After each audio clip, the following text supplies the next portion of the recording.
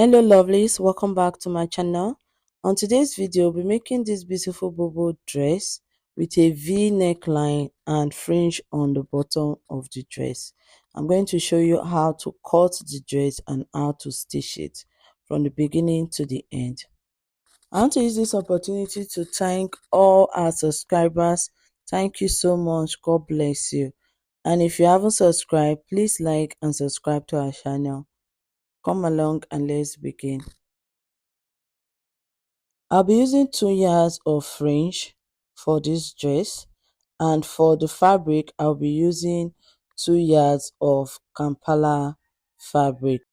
The first thing you're going to do is to fold your fabric into 4 places on the wrong side. After folding it into 4, you will start by drafting the neckline. So for the neckline I'm using for the back, I'll be using 3 inches and 1.5. So 3 inches for the depth, then 1.5 inches for the wideness, and the waist was 8 inches. Then I went ahead and marked the total length of my fabric for the sleeve length. Okay, so when I got to that part, I came down by 1 inch. Then you mark the 1 inch. After marking the 1 inch, take your ruler and connect it all the way down to the 8 inch or the neckline area. So after I've connected that shoulder area, I went ahead and I marked the neckline, which was 3 inches to 1.5 inch. So this is for the back. We will be cutting the front and the back together. Then later we'll be cutting the front separately. It's time to insert the body measurement. I came down by 14 inches, then mark my waist, which was 17 inches, and the hip, which was 9 inches. Okay, so that's the hip depth. Then on that 14 inches, you divide your bust by 4. Then whatever you have, you can add 3 inches or 5 inches to it. But I ended up adding 6 inches to mine because the bubu is actually big and my client is heavy, so I had to make it bigger. So for the sleeve length, you mark 12 inches, 13 inches, depending on how wide you want it to be. So I marked 12 inches and I connected it to the shoulder. Okay, so after you connect it to the shoulder, when you are done connecting it to the shoulder, connect it to the 6 inches on the 14 inches line that you mark. Okay, so after you are done connecting it to that 6 inches with a curve, so take your tape and you are going to take the total measurement on that 14 inches line and mark it on the waist, the hip depth, and on your gown length. So the gown length I'm using is 38 inches. That's because the total gown length was 58 inches. So 58 minus 20 inches is going to give us 38 inches. Okay, so I use 38 inches, which is approximately 39 inches for mine, because you're using 1 inch for sewing allowance. So when you get to that part, you mark it. After marking it, whatever you have on that 14 inches line, that's my underbutt measurement that I use, you take it and insert it on that part. Okay, so you insert it on the waistline and you insert it on the hip depth and insert it on the hem line. Okay, so after inserting it, take your ruler and connect the lines. I'm so sorry, I thought you were able to see it, but I never knew you will not be able to see it. So sorry for that part. So connect it with your ruler, connect it and draw a straight line on it. Okay, so after you are done drawing a straight line, just cut it out. That's basically it. So when you are done drawing the straight line, cut it out. So this one does not have shape. It's like a square bubble. Okay, the only part that has shape was the armhole area. Okay, so after you are done cutting it, this is what we have. So I just want to explain this. There are some people that like their bubble, they don't want to cut the shoulder. So if you are not cutting the shoulder, this is okay. I just want to explain it for those that don't want to cut the shoulder, I'll be cutting mine later. So this is okay. All you have to do is just notch it. After you are done notching it, you'll be able to get the midpoint. Then you pin it up, and when you are done pinning it up, you are going to now cut the neckline. But for those cutting the shoulder depth out or removing it, what you have to do now is, after you are done separating the front from the back, you are going to just work on the front and do exactly what I'm doing. So I came down from my shoulder by 7.5 inches. Okay, so you do the same thing for yours. You mark the part that you are going to come down. Remember, we use 1.5 inch for the depth, so everything was approximately 9 inches. So after marking the 9 inches, take your ruler and connect it from your neck, okay, from the shoulder all the way down to that 7.5 inch. Then you are done. You've gotten your V neckline. If you are not cutting out the shoulder line, you are going to now cut the interfacing this way. So you place extra piece of fabric and trace it out. So this is how you are going to cut the interfacing.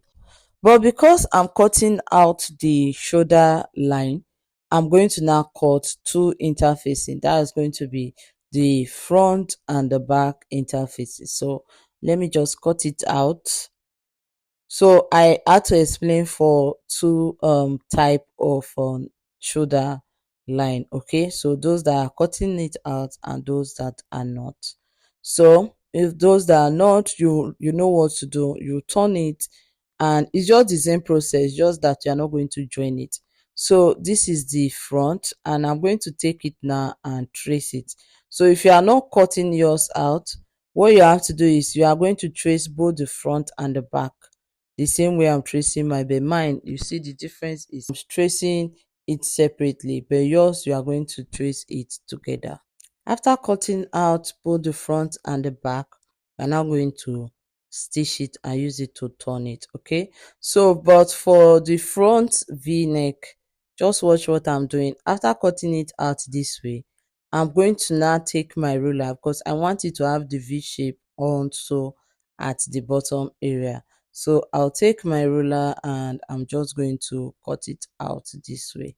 So when I'm done, I'm going to still take my scissors and make sure that it is shaped well according to what I want. Okay, so you do the same thing for the back. You cut out the back, and after you are done, make it shorter. Then what you are going to do next is you take it to your interlocking machine and lock all the edges of the bottom part. Okay, so you lock all the edges of the bottom part before using it to turn out the neckline. Okay, so I'm done cutting it now. It's time to use it to turn our neckline. So you place it this way and you are going to stitch it round.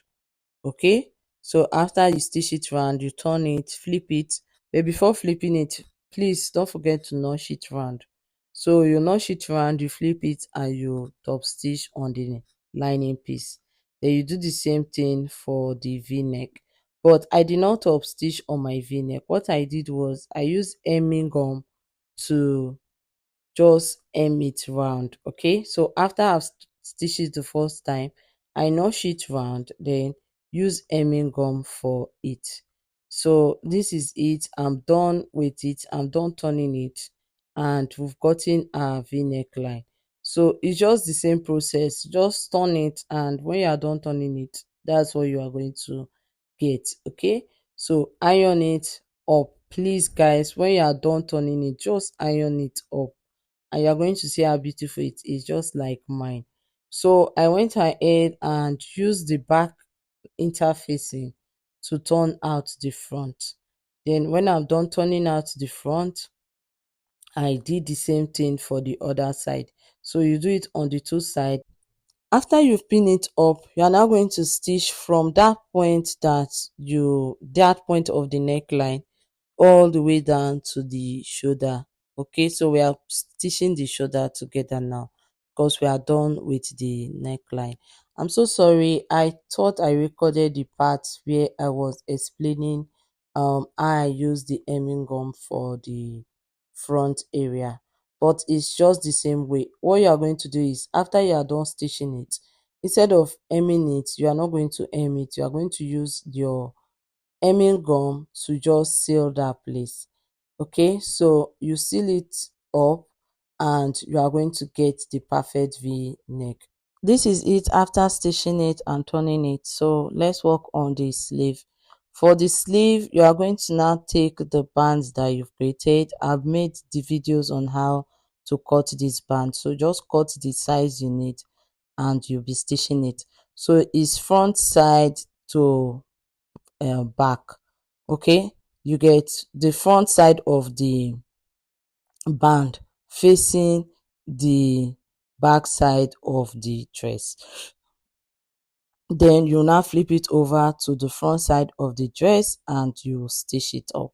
So I'm going to stitch it and stitch the side and also hem the bottom part. So for the bottom part, you can use hemming gum to just iron it first, then flip it over and iron it with your hemming gum, or you stitch it.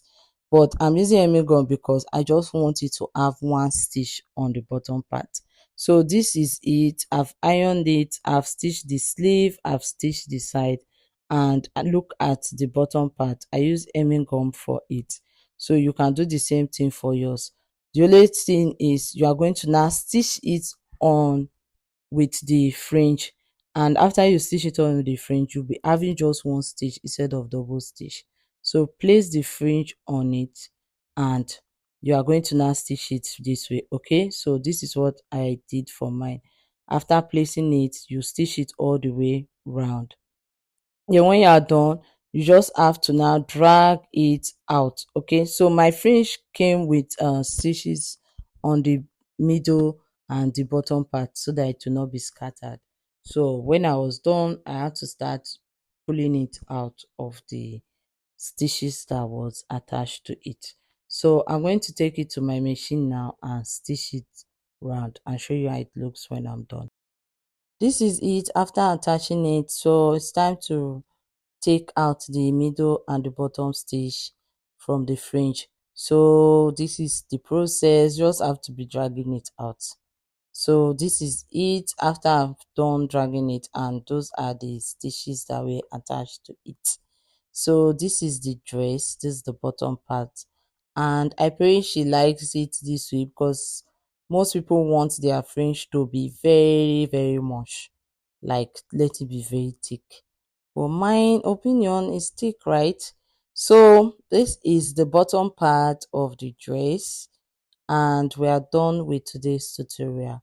So for the neckline, remember what I said, after you are done stitching it, just use hemming gum and hem it so that it will stay. That was what I did for both the front and the back. Then there will be no need to start having your neckline moving around. Thank you so much guys for watching today's video. Please don't forget to like and subscribe to our channel, and God bless you. Have a great day. Bye guys.